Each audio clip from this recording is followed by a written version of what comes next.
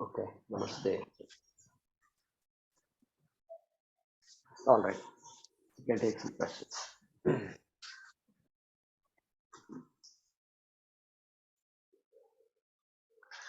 So you can see these mantras are words are not straightforward. We can't keep a dictionary next to us and then we expect to know all these things. Very not like that at all. And so that's the beauty of our Shastram also. Yeah, go ahead, Premaji.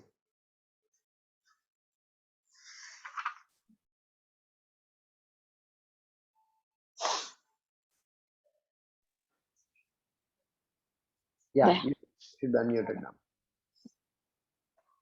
Guruji, in the previous class, you had mentioned that having done the Nachiketa Homa, Dharmaraja got the Padavi of being Dharmaraja. And in that discussion, there is a link that is missing in my understanding. You were talking about the quest for knowledge. It has its own momentum. If we followed it, you said, for intellectual or other satisfactions, it augments, it builds, and leads nowhere. Then you said karma and phala have their own momentum, a calculation that yields a synergic effect of moksha with the addition of grace. Where do these two parallels meet? And this is a question. The jnani, is he just surprised one day and he knows? But you said a guru can bring it out also. So I'm pondering over that, and the panic situation that you say when you identify very deeply with the body-mind complex. And yet, if it is something that we have done by habit for many, many, many lifetimes, how do we break it? And this Shravanam, Mananam, and Nididhyasanam, how will it be most effective when you put it to use? How do we use it to transcend? Is it a synergic effect, or is it effort plus the burning of karma? All kinds of things are coming in, and it's a little confusing. So synergy, what? I didn't follow some words that you used. Yeah, synergy, what? Defect. Which one? You use some word, synergy something. Like if instead of making 3 and 3 6, the result is 7. Like, because you need grace, and you're also putting your effort and your preparation over lifetimes. So we've come to 2 or 3 concepts here where we are thinking, where do these two parallels meet? Or is it a surprise for the jnani when he just understands everything? So the and two then you parallels, said, the two parallels are what? One is the quest for knowledge. There is that quest. And then the karma and phala, the concept of doing things. And then if you've got enough punya, which also combined with grace will allow you to gain. This is my understanding. I might be wrong, but please correct me. And then you were talking about the pravrittis, where we panic because you're so totally identified with the mind-body complex. How does this loosen? And if we get carried away with just the knowledge part, then we are lost. If the karma and phala, they are lost. But with the proper shravana, manana, and nididhyasana, there is some clarity occurring. This clarity is already there in Nachiketas. But for people like us, is it just, okay, this lifetime work, next lifetime do some more? And then Krishna saying nothing is wasted in the Bhagavad Gita. All effort is drops in the ocean. How do I put everything together? Yeah. So, lot of questions put in one exchange. Okay. So let's start with the basic question. That is, the first question was this quest for knowledge versus karma. Okay, go ahead and all of you can mute yourselves. Quest for knowledge versus karma. Okay, so we are used to only one approach to life, which is I must do something and then get something. I must do and I must get. And in order to get, I must do. And they say now they say that nothing is free and all they say. Okay. So it's very clear to me. One good thing about nothing is free is it tells me that without doing, without making an effort, I cannot get anything. Okay. Okay. That much is very clear. This is called karma marga. This is called karma. Karma marga means what? I'm a bit shy of using the word marga because then suddenly the different margas will come into play. But anyway, karma marga is all we know. Is all we know. And so now what we are saying is the result of karma is karma phalam. So it's called karma phalam. And Shastra comes and says, okay, beyond this drishta phalam, there is adrishta phalam also. There is punyam papam, etc. So that punyam papam is then again going to give me another janma. So the janma itself is a result of my purva janma, punya papam, okay, purva kritam. All that you see. Yeah. Now, why is jnanam important? This is we have to be very clear about this. Okay? Why jnanam important? Why can't moksha be karma phalam? This is the question we all have to ask. Yeah, suppose somebody asks, is moksham karma phalam or not? Simple question is there. Okay, very innocuous question. Everything I get is karma phalam. That much I know. That's the only thing all human beings know. All animals also know that. Animals also are good at knowing. If I have to have this fruit, I have to climb the tree. I have to climb. There's no choice at all. I look around and see if there's any low-lying fruit. They say low-lying fruit. Nothing is low-lying. Is there anything lying on the road? So this guy also, animal also knows exactly all that. I also use the same principle to lead my life.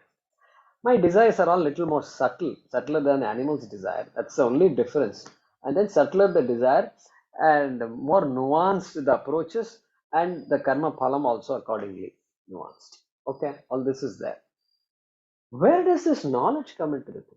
What is this knowledge you're talking about? Shastra is talking about, right? That is the question we have to ask. So, this ananda that I'm seeking, the analysis is critical here. That happiness, you ask anybody why you are doing what you're doing, eventually it will end up with, I want to be happy. Eventually it will end up with this answer that I want to be happy and I want to be always happy. That is another problem. Always happy. At least happy occasionally. If I'm happy being happy occasionally, how will that be? Suppose I say, I'm happy being happy occasionally. I look at this question. Are you happy just being happy just for a few minutes of a day? Is that okay? Is that enough? Nobody says it's enough. No, no, that's not enough. I want to be happy throughout the day. Throughout the day. Oh, at least 12 hours of the day happy, another 12 hours sad. Is that okay with you or no? No, that's not okay with me. So eventually we end up with this desire for Ananda. And our experience is Ananda is a result of karma, result of our effort. Taking care of the family is our effort. Taking care of the children and parents is our effort. Only through effort they are good, and so we are also happy. So that happiness is a result of what? Effort, karma, kriya. Kriya only makes me happy. This is the idea. Shastram says, I can give numerous examples to tell you that you are happy just being yourself. Happiness doesn't come from outside. Even though it appears to you like happiness comes from outside, it is like saying, it is like saying that in the railway station, the platform is moving. Platform is moving. My God, hold on to the train. The platform is moving. Oh, roko, roko, roko. Hold on. Hold on, what? You don't have to worry, my dear friend. Platform is not moving. They're all happy. They're all staying where they are. You are the fellow who's moved because the train is moved. Oh, really? Yes, that is what it is. So, this is the problem here. I am totally confused about what's happening. Okay. And I think that all sorts of happiness is from outside because I have this abhimana with the deha. That is the root cause of this problem. I have this abhimana. I've taken myself to the body to be the body. If I do that, that mistake, it results in all kinds of other mistakes. Okay. Then association with the body, with the mind, with the senses and all that. And I'm only as good as this body, mind, senses. Is I am as good as if I make that conclusion, there is this all round happiness is not possible. Why? Because the body is mortal, and nobody wants to be a mortal. This mortality we cannot handle. Even though we can go in a meeting and say, "Oh, body is like this. It's all like this." We have to know how to manage our life, and then as we go older, we have to do all these lectures everybody gives. It's all management of sorrow. It's all management of sorrow, management of fear. These are the only things that go on outside in the world. We are just learning how to manage. That's all. But Shastram is not teaching us how to manage our life. That we are good at anyway. We have written so many books, so many institutions are there, so many ashrams are there that teaching us how to manage our life. No. What we are studying, this Kathopanishad, is not management of life. It is going a major step beyond management of life. Correct? What is that major step? Major step is, hey, this karma cannot produce moksha that you are seeking. Going to heaven, karma can produce. Okay, it is like going to moon. It is a result of karma only, karma palam. Going to heaven also is karma palam. That Vedas tells us how to do that also. And so much karma is to be done in order to go to heaven. Okay, karma palam. But moksha is not that. Moksha is not in that category of going to a place. Then what? What moksha are you talking about? Hey, this moksha, if going to a place is not moksha, a different place. Okay. What are the four results of karma? Who can say? Who can tell me what are the four results of karma? First one is what? Apyam. Apyam is going from place A to place B. That's a result of karma only. That is one. Next, utpadyam. Producing something. Yeah. Utpadyam means production. You produce something new. Utpattihi. That is the result of karma only. We can give hundreds of examples. Utpattihi or utpadyam. Then what? Samskaryam. Samskaryam. Refinement. Okay, refinement. Like the house is dirty, you clean the house. It's called samskara. Samskara. Now it looks new. You move the couch a little bit and you feel good. Looks like we've come to a new place. So I feel good about it. Okay, this is called samskara. Then finally, vikaryam. Vikaryam means change of form, entirely changed. Changed. Like changing milk to yogurt. So what was there before and what was there today are completely different. The purposes are different. Where you can use milk, you can't use yogurt. Where you should use yogurt, you can't use milk. And so vikara, the same thing has just changed form as it were. These are the only four outputs of any action or series of actions.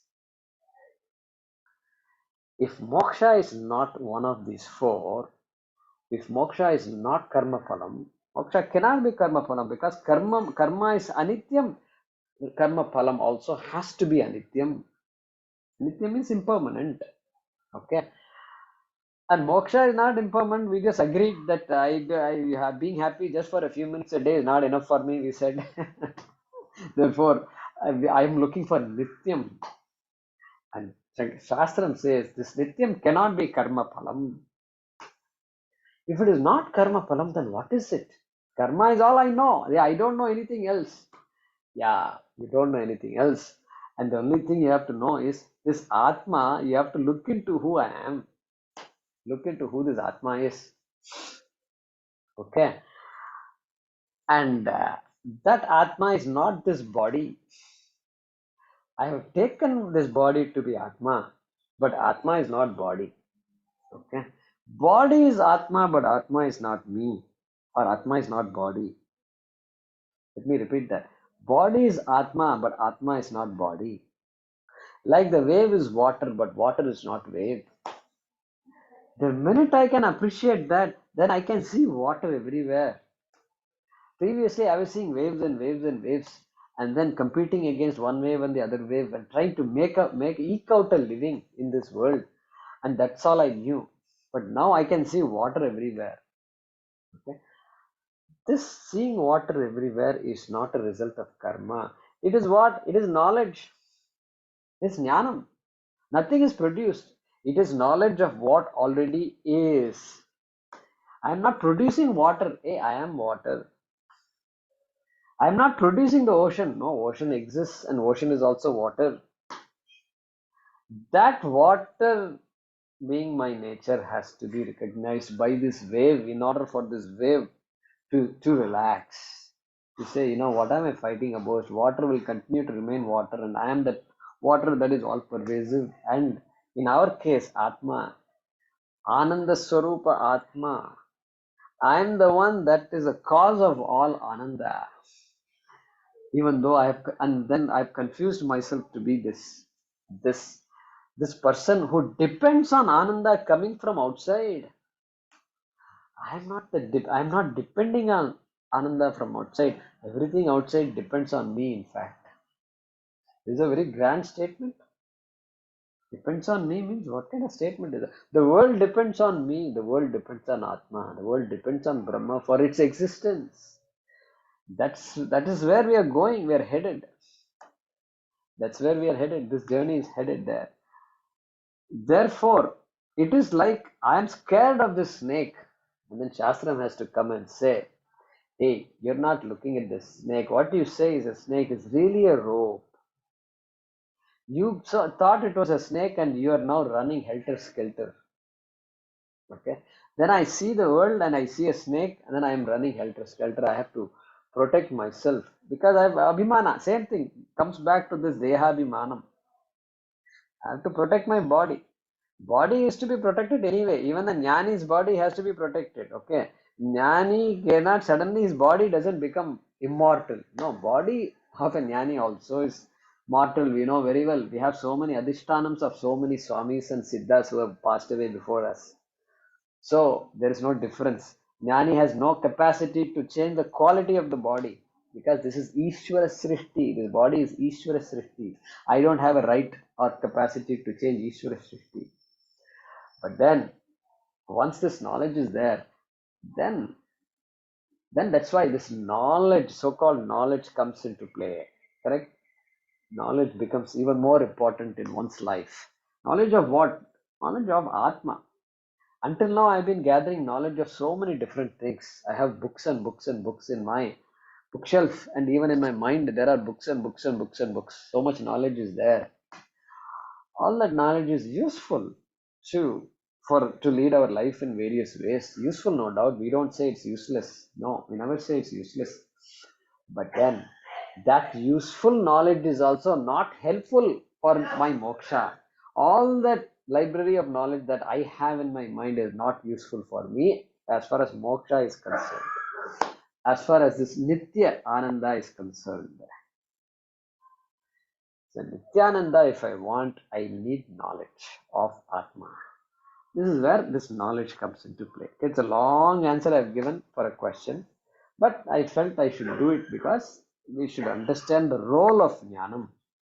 And so what we get from the study of the Upanishads is that knowledge, that Jnana. Okay? Which itself is an end. When somebody says, this is not a snake, you fool, it's a rope. And you say, what? It's not a snake, it's a rope. No karma is involved here, only knowledge is involved, correct? No karma, no effort. All you have to do is see. See, it's a rope. Wait a minute, now I'm scared. Yeah, I know you're scared. Hold on to my hand if you want. Guru comes. This is the Guru, right? Holding the hand. Guru comes and says, hold on my hand. And then, don't worry. Just don't worry. That's Shraddha. So now that person has to have a lot of Shraddha on the person holding the hand, has to believe the person that this person is going to help me, relieve my fear. Okay. All this is Shraddha, correct? And then surrendering at the feet of this Guru, this person has done. Open your eyes. What? No, no, no, I'm not. I can't. It's too scary. No, no, that's fine. I'm there with you. Don't worry. Slowly open the eyes. No, no, no, wait, wait, open the eyes. No, don't worry. You can take your time. Take your time. Open your eyes. Take your time. Guru has to say, take your time also. No pushing here. And then what? Open the eyes. Open the eyes. What do you see? What do you see? Yeah, you know what? You may be right. I may be right. Open again and see again. Yeah, you know what? I think you're right. I think you're right. That's all. No, you are right. It's a rope. It's a rope. You are right. Yes. Yeah, that's all. This is not a result of karma. It is what? Jnanam. This knowledge of what is cannot be produced by karma. What is cannot be produced by karma. So we'll look into all these things. These are very statements which we don't take for granted, but that is the journey we are in. Okay. So this should then Shravanam, Mananam, Nididhyasanam and all that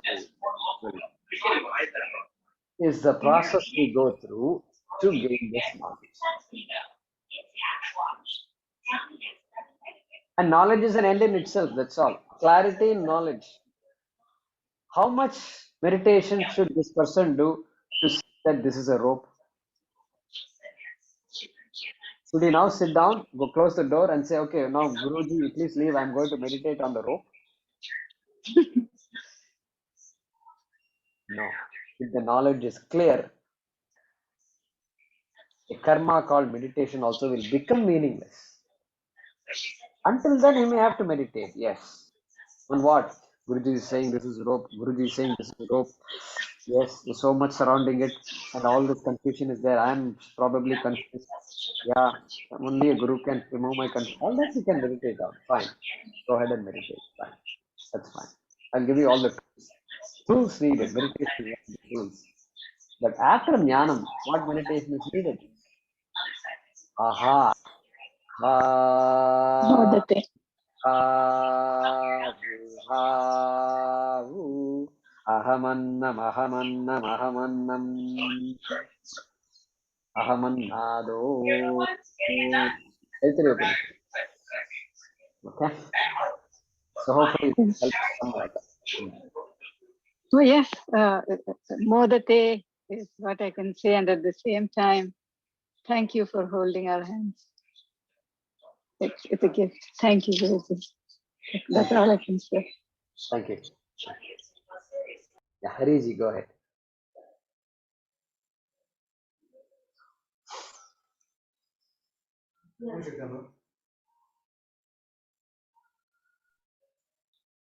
Hari Om. Hari Om. Any karma is finite, whatever may be the karma.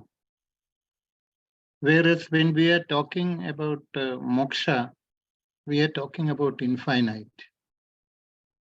So the finite cannot lead us to the infinite.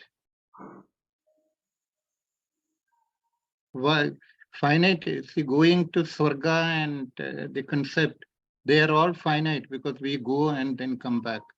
So with the karma phala, we may be able to go to the Swarga. It is a path of return that we go and then come back. Whereas when we are talking about moksha, then it is a path of non-return, which we cannot get it through karma or karma phala. Is that way of thinking correct? Yes, that is the right thinking. That is the right thinking. Okay. Correct. That is it. That is what makes jnanam very profound. Yeah. Jnanam, karma can only obtain, whereas jnanam, we cannot obtain because we are that. Can only remove the avarana. Correct. So jnanam also does not produce the infinite. No. Yeah. Nobody can produce infinite. Jnanam reveals the infinite. Yeah, it is avaranam is Infinite is me. And that infinite is me. Simply revealing infinite is not enough for me. I am that infinite. That is what simply Jnanam. revealing infinite becomes theory. Yeah. Because True. that infinite is me, just changes the whole ball game completely. Okay. Yeah. Me, because finally I am the center of this world. Yeah. All sorrow is centered on me. Yes. All ananda is centered on me. I am the most important person in my world. Okay. Yeah.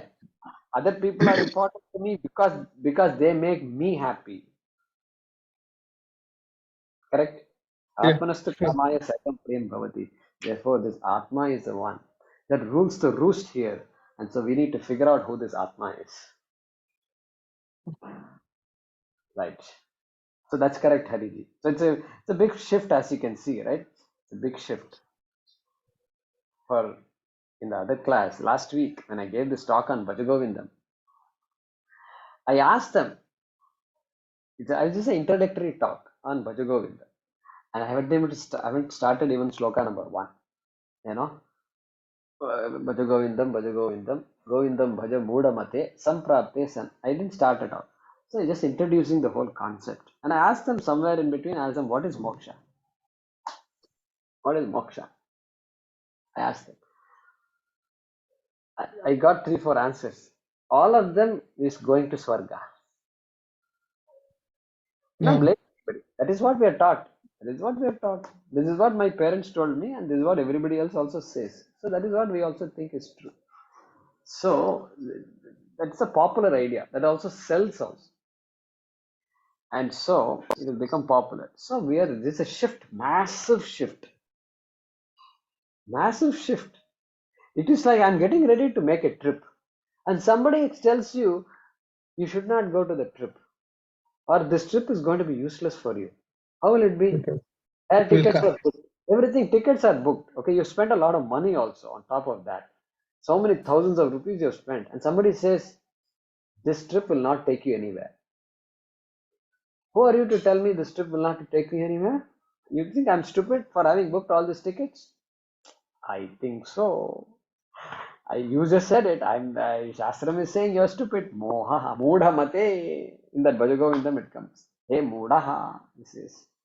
Jayakamaji, is that because of the popularity of Visishta Advaita more than Advaita? That they believe that there is a place to go to? It is because we stopped studying Shastra. That is the reason for it. Popular. You can ask why these things have become popular. You can ask that question. Why they have become popular? Because we have stopped studying the Shastra. The way it was. See, previously, Ishtadvaita is new. How new it is? Ramanujam and others came. It's probably, let's say, some people say 1,000 years, some people say 1,000, less than that, maybe more than that. Doesn't matter. He could have come anytime, that's fine. But that's nothing compared to this Advaita, which always is, and which Krishna talks about, and that which cannot be produced, and there can't be any intermediary between me and moksha. If somebody comes and says that, Guru is needed, no doubt, that is fine. But after you know it, you can say goodbye, Guru, and walk away. Guru can't do anything. We'll see you later. Nothing. If Guru says he wants students, then that Guru does not have moksha, correct? Because his life depends on students. Unfortunately, I have to thank all of you because without you, there is no question of my teaching. And I enjoy teaching, as you can see.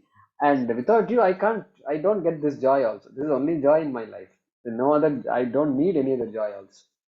Okay, many of you have come to me and met me and all that. They know me for decades. And so, yeah, so in a way, I depend on all of you. But I mean, in general, what I'm saying is Guru doesn't depend on anything. And so, somebody can come and say,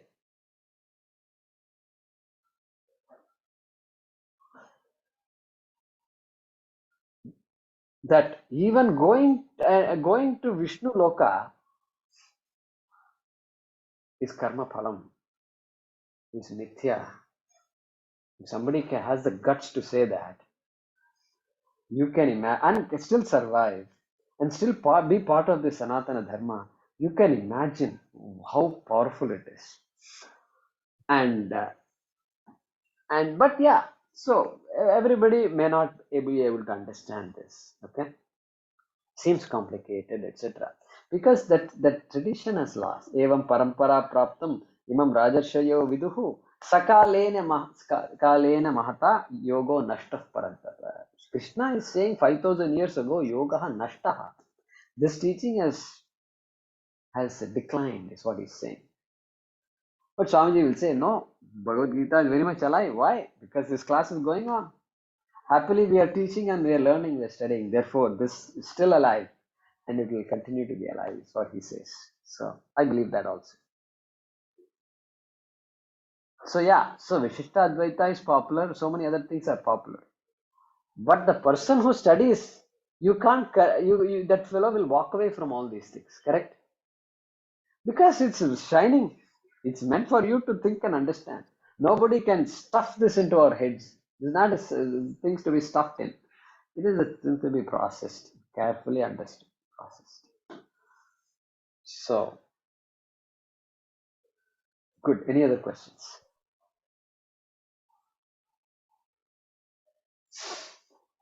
Okay, we'll pause with that. It's about 8:05 here AM.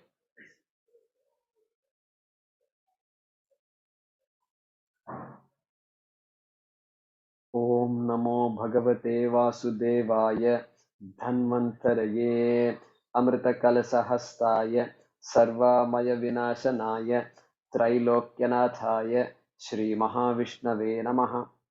Om Namo Bhagavate Vasudevaya Dhanvantaraye Amrita Kalasahastaya Sarvamaya Vinashanaya Trailokyanathaye Shri Mahavishnave Namaha. Om Namo Bhagavate Vasudevaya Dhanvantaraye Amrita Kalasahastaya Sarvamaya Vinashanaya Trailokyanathaye Shri Mahavishnave Namaha. ಧನ್ಯವಾದ. ಧನ್ಯವಾದ.